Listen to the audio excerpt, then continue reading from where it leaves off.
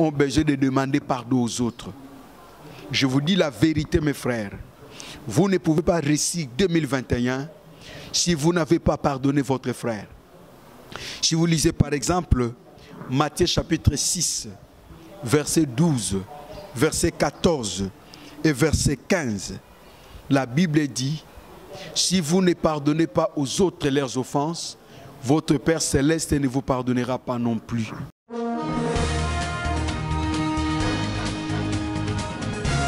Je vous salue au nom du Seigneur Jésus-Christ, le Fils de Dieu vivant. Merci, chers téléspectateurs de Écho de Victoire TV. Aujourd'hui, j'aimerais vous parler des 5 choses pour réussir l'année 2021. L'année 2020 était une année très difficile pour chacun de nous, pour le monde entier. C'était une année où même le gouvernement pleurait. Même des milliardaires du monde entier étaient en larmes. Le coronavirus a terrassé le monde entier en 2020. Il est vrai que la même chose continue jusqu'à aujourd'hui. C'est pour cela, mes frères, beaucoup de personnes disent qu'en 2021, je dois faire telle chose. En quelque sorte, nous espérons que 2021 soit une année différente que celle de 2020. Aujourd'hui, j'aimerais partager avec vous les 5 choses que vous devez accomplir pour réussir l'année 2021.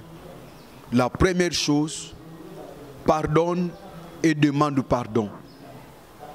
Quelqu'un peut me dire, mais pasteur, comment tu peux me dire de demander pardon alors que je ne fais du mal à personne? Il y a certaines personnes qui ont besoin d'être pardonnées et d'autres ont besoin de demander pardon aux autres. Je vous dis la vérité, mes frères. Vous ne pouvez pas réussir 2021 si vous n'avez pas pardonné votre frère.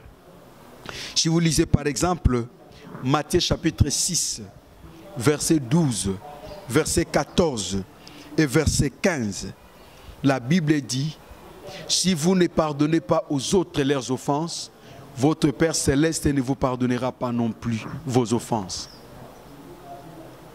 Et la Bible nous montre encore, je lis pour vous au nom de Jésus-Christ, si nous lisons dans le verset 12, la Bible dit ceci, pardonne-nous nos offenses, comme nous aussi nous pardonnons à ceux qui nous ont offensés. Remarquez, le Seigneur dit que que Dieu ne peut nous pardonner que si nous pardonnons aux autres. Et si vous lisez le verset 14, c'est toujours le Seigneur Jésus qui parle. Il dit, si vous pardonnez aux hommes leurs offenses, votre Père Céleste vous pardonnera aussi. Mais si vous ne pardonnez pas aux hommes, votre Père ne vous pardonnera pas non plus vos offenses. Mon frère, ma soeur, si tu veux réussir l'année 2021, il faut que tu sois libre. Pour être libre, tu dois pardonner. Tu dois pardonner ton frère. Nous sommes encore au début de l'année, nous sommes au mois de février. Qu'est-ce que ton frère t'a fait? Qu'est-ce que ta sœur t'a fait? Qu'est-ce que ton mari t'a fait? Qu'est-ce que tu as dans ton cœur contre ton pasteur, contre ton patron? Tu dois pardonner. Si tu veux réussir 2021, la première chose à faire, c'est de pardonner. Le pardon, c'est une puissance qui libère. C'est-à-dire, quand tu pardonnes quelqu'un, ton cœur sera complètement libre. Mais quand tu retiens quelque chose contre ton frère, tu te retiens toi-même. Tu seras esclave de la chose que tu retiens dans ton cœur. Tu seras esclave de la haine. Et tu ne seras pas libre. Et 2021 pour toi ne sera pas une année libre. Tu dois pardonner ton mari. Qu'est-ce que ton mari avait fait? Tu dois pardonner ta femme. Qu'est-ce que ta femme avait fait? Vous savez, quand vous lisez Matthieu chapitre 18, verset 21, la Bible nous dit, le Seigneur a répondu à l'apôtre Pierre. Parce que Pierre lui posait la question de savoir, Seigneur, je dois pardonner à mon frère combien de fois? Est-ce que je dois pardonner 7 fois? Jésus dit non, non. Tu dois pardonner 70 fois, fois 7 fois. Vous voyez mes frères, en quelque sorte Jésus voulait dire, tu dois toujours pardonner. Il y a un proverbe Congo qui dit ceci. Congo, c'est une province, le Congo central, c'est une province de mon pays, ici la République démocratique du Congo, qui dit, ne tue pas celui qui est à genoux, tue plutôt celui qui est debout. Vous savez pourquoi ce proverbe dit ainsi? C'est parce que celui qui est debout, il vient peut-être pour t'attaquer. Mais celui qui est à genoux, il vient supplier, il vient te supplier. Il a besoin de ta miséricorde, il a besoin de ton pardon. Et le Seigneur nous demande de toujours pardonner. Si vous pardonnez votre frère, vous libérez votre année 2021. Il y a beaucoup de personnes qui n'ont pas besoin de pardonner, mais tu dois demander pardon à quelqu'un. Vous voyez? Tu n'as pas à pardonner, mais à demander pardon. Voilà pourquoi j'ai dit le premier secret pour vaincre 2021, pour avoir la réussite à 2021, la première chose, il faut pardonner ou demander pardon. Demande pardon à ton frère. Tu ne perdras rien si tu demandes pardon, si tu t'agenouilles devant ton frère. Femme, tu ne perds rien si tu demandes pardon à ton mari. De la même manière aussi, mari, si tu demandes pardon à ta femme, même si tu t'agenouilles devant elle, tu ne vas rien perdre. Demande pardon. Il y a des gens qui doivent demander pardon à leurs parents. Il y a des gens qui doivent demander pardon à leur patron. Il y a des gens qui doivent demander pardon à leur pasteur. Si tu veux réussir 2021, demande pardon à ton frère. Le deuxième secret pour réussir l'année 2021, conserve ta paix. Je parle de la paix du cœur. Conserve ta paix. Mon frère, il y aura toujours des circonstances qui viendront pour t'arracher la paix du cœur. Ça ne manquera pas. Tant que nous sommes sur la terre, il y aura toujours des circonstances. Il y aura toujours le vent qui va souffler. Il y aura toujours le flot. Il y aura toujours des problèmes qui auront comme objectif de t'arracher la paix du cœur. Le diable n'aime pas la paix. Que ce soit la paix dans le domaine des nations. Il produit des guerres. Le diable n'aime pas la paix intérieure. Il produit les troubles dans les cœurs des gens. Jésus nous a apporté la paix. Et vous savez que Jésus avait dit, je vous laisse ma paix, je vous donne ma paix. Il a même dit que je ne vous le donne pas comme le monde donne. Vous voyez, je vous donne pour que vos cœurs ne se troublent point. Jésus avait dit que vos cœurs ne se lamentent point. C'est avec beaucoup de sacrifices que Jésus nous a apporté la paix. Il a donné sa vie pour que nous ayons la paix du cœur. Vous savez, quand Jésus était ressuscité, quand il est entré dans la maison où se trouvaient les disciples, parce que les portes étaient herménétiquement fermées, la Bible dit que Jésus se trouva directement au milieu d'eux, ce qui montre que Jésus n'était pas limité après la résurrection. Je parle de Jésus comme homme et comme Dieu. Et la Bible dit quand Jésus était là, au milieu d'eux, la première chose, la première phrase qu'il a dit, il n'a pas dit « allez annoncer l'évangile », non. Il n'a pas dit « allez dans le monde entier », non. Il n'a pas dit « allez voir les gens qui m'ont percé », non. Mais la première parole que Jésus a prononcée, c'était « que la paix soit avec vous ». Alléluia, alléluia, alléluia, alléluia. Je prie le Seigneur d'accorder la paix à quiconque qui est tenté de me regarder maintenant.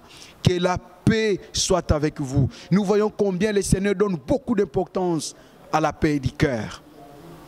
Mon frère, ma soeur, si tu veux réussir 2021, ne permets à personne, ni à aucune circonstance, de t'arracher la paix du cœur. Dis non à l'inquiétude.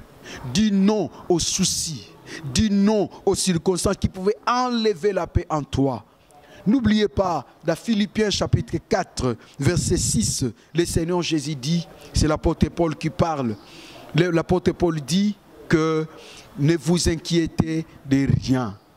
Mais en toute chose, faites connaître vos besoins à Dieu par la prière, par des supplications et par des actions de grâce. Et le verset 7, il dit, et la paix de Dieu, qui surpasse toute l'intelligence humaine, gardera vos cœurs. Alléluia. Alléluia. Vous voyez, le Seigneur nous a apporté la paix.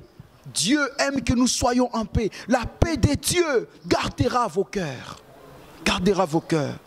Si quelqu'un qui est en train de me suivre n'a pas la paix du cœur, je donne l'ordre au nom de Jésus que la paix envahisse ton cœur. Il dit la paix de Dieu gardera vos cœurs et vos pensées en Jésus-Christ. Vous voyez, vos pensées ne seront plus troublées. Mais ce que toi tu dois faire, ne cède pas aux inquiétudes. C'est pour cela que j'ai dit que le deuxième secret pour réussir 2021, conserve ta paix. Conserve la paix du cœur. La troisième chose pour réussir 2021, le premier c'est que nous avons dit pardonne et demande pardon. Le deuxième c'est que nous avons dit conserve la paix du cœur. Et le troisième secret, fixer les objectifs à atteindre. Oh là, il y a un problème. Fixe les objectifs à atteindre. Si tu veux réussir 2021, tu ne dois pas marcher n'importe comment. Tu ne dois pas faire n'importe quoi ou n'importe comment. Tu dois avoir des objectifs que tu dois atteindre. Tu dois prendre ton papier, tu prends ton bic, tu notes les objectifs que tu dois atteindre. Je donne un exemple. Quelqu'un peut dire, cette année 2021, avant la fin de l'année, je dois construire une maison en étage. C'est un objectif. C'est un objectif.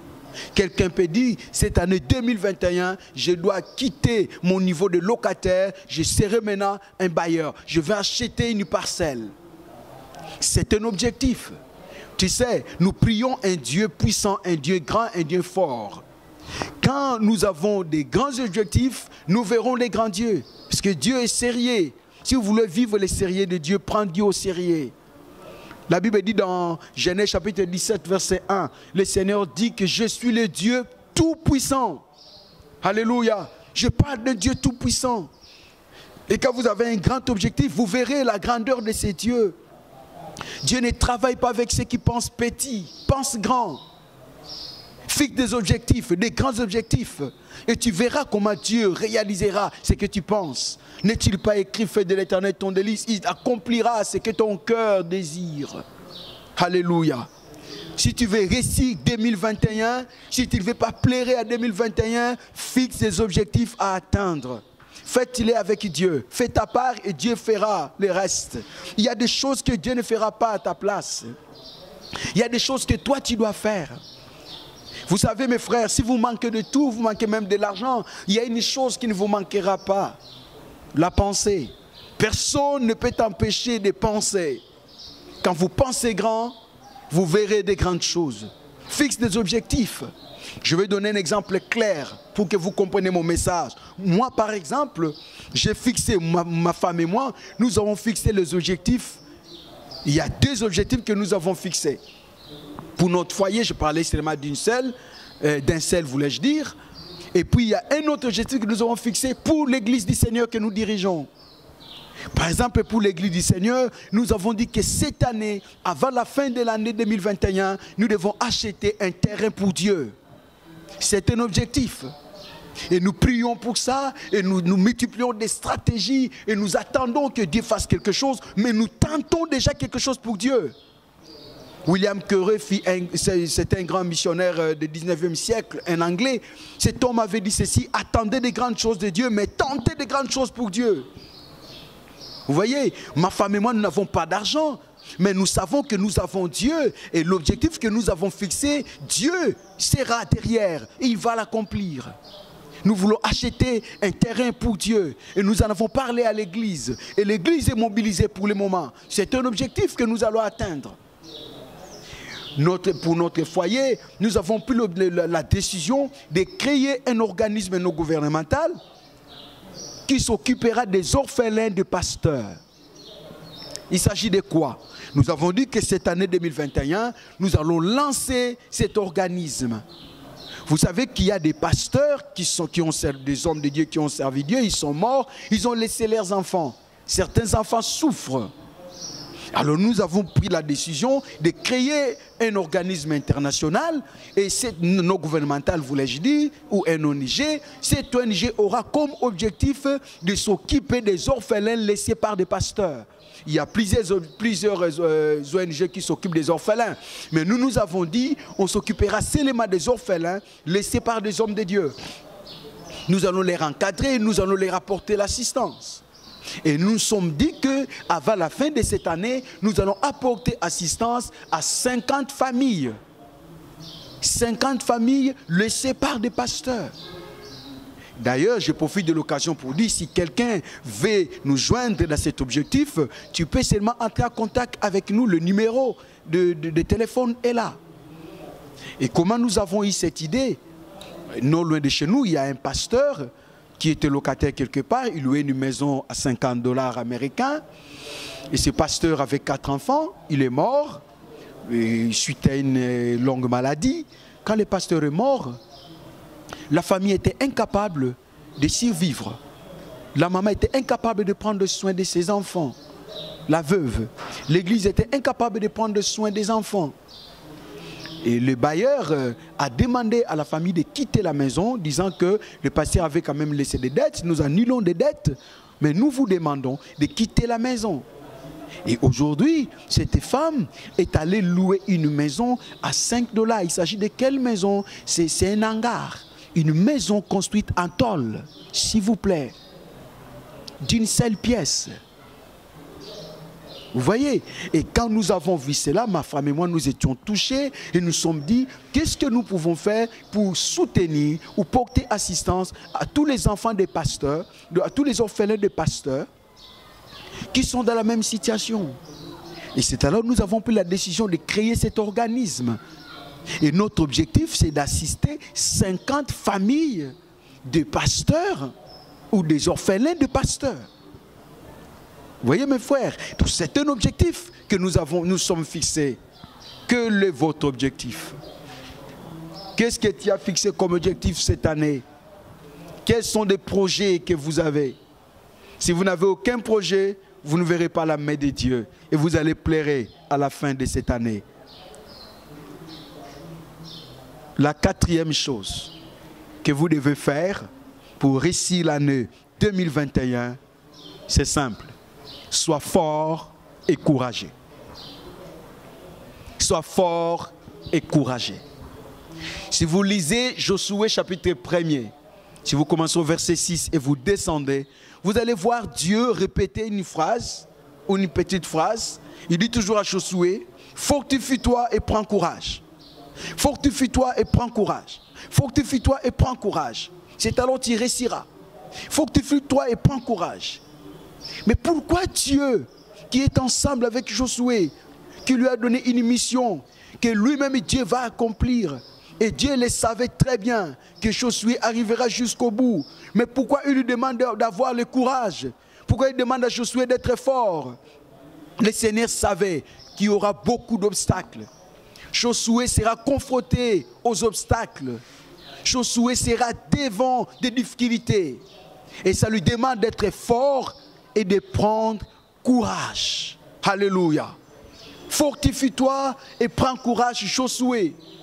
Aujourd'hui, mes frères, beaucoup d'enfants de Dieu échouent par manque de courage. Dieu ne viendra pas t'élever de ton chaise là, et de ton siège, je voulais dire, là, assis sur ta chaise. Et Dieu ne viendra pas t'élever. Non, c'est à toi de t'élever et d'avancer vers ton objectif. C'est ça le courage. Il y a beaucoup de personnes qui ont essayé une fois, 2 fois et puis ils ont abandonné. Ils disent, non, je ne peux plus faire. Je n'arriverai jamais. Quand tu dis tu n'arriveras pas, tu n'arriveras jamais. Vous voyez, Coutinho Fernando disait qu'un vainqueur ne lâche jamais, mais un lâche ne gagne jamais. Tu dois t'élever et avancer vers l'objectif. Quand les courageux sont devant un mur, qu'est-ce qu'ils font? Parce que quand vous êtes coincé devant les murs, il y a un mur devant vous, un long mur. Vous savez ce qui arrive? Vous avez 3 solutions. Soit vous reculez, soit vous restez sur place. Mais voici la solution des hommes forts et courageux. Ils ne reculent pas, ils ne restent pas sur place, mais ils grimpent le mur. Alléluia. Alléluia. Dieu a besoin des chrétiens qui vont grimper au mur afin d'atteindre leur objectif. Le Seigneur a dit à Josué, prends courage. Le courage est un élément très important. Le courage peut nous amener là où nous ne pouvons jamais arriver, où on n'allait jamais arriver. Le courage peut te faire entrer même dans la maison du roi. Le monde dit que la vie appartient aux courageux. Le monde n'a pas tort. Les courageux gagnent toujours. Alors le Seigneur a dit à Josué, si tu crois que moi je viendrai faire certaines choses à ta place, détrompe-toi.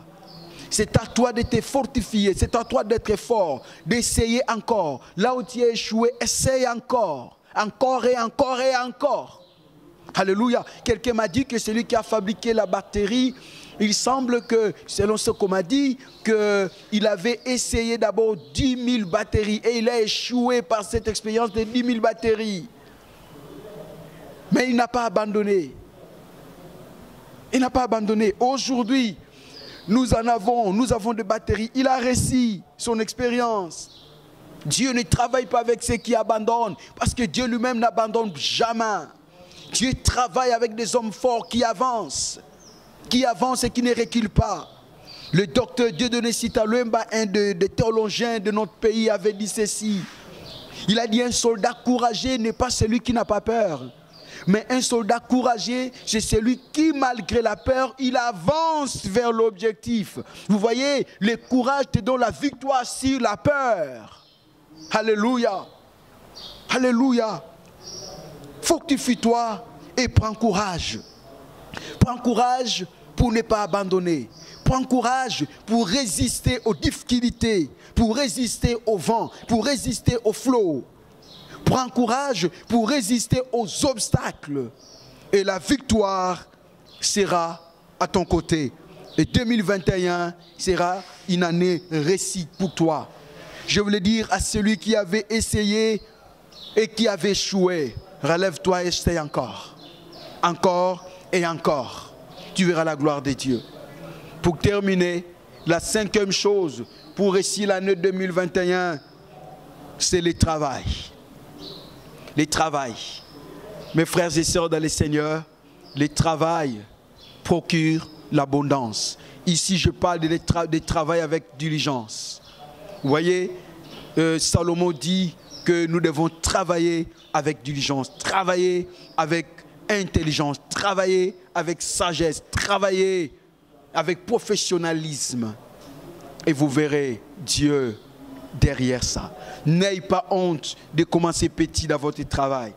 Ayez plutôt honte de rester petit. Il ne faut pas seulement chercher à commencer grand. Commence même avec des petites choses dans ton travail. Et tu verras comment Dieu t'amènera très loin. Tous ces milliardaires que nous voyons aujourd'hui, lisez leur biographie. Vous allez voir que beaucoup n'ont pas hérité ce qu'ils ont aujourd'hui. Ils ont commencé petit et ils sont allés très loin. Commence avec Dieu et tu iras très loin. Que le Dieu de la Bible vous bénisse. Au revoir.